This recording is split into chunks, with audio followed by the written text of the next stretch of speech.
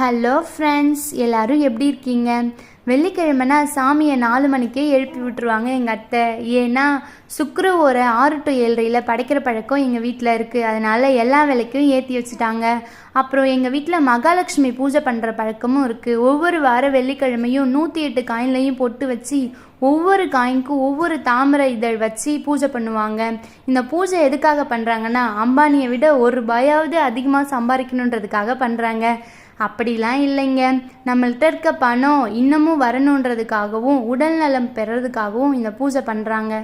அப்புறம் நமக்கு மட்டும்தான் பசிக்குமான்ற சொல்கிற மாதிரி சாமிக்கும் பசிக்கும்ல சொல்லிட்டு அவல் பாயாசம் வச்சு படைச்சிட்டோங்க. அப்புறம் எங்கள் வீட்டில் ஒரு பழக்கம் இருக்குது. கண்ணாடி பவுலில் உப்பு கொட்டி வச்சு கண்ணாடி முன்னாடி வச்சுருவோங்க. அதில் தான் நம்ம சம்பாதிக்கிற பணத்தை எல்லாத்தையும் வச்சு செலவு பண்ணுவோங்க. சரி, தீபதூப காட்டலான்னு ஸ்டார்ட் பண்ணிட்டாங்கங்க எங்கள் அத்தை. ஏதோ இந்திரலோகத்தில் இருக்க ஃபீல் கிடைச்சி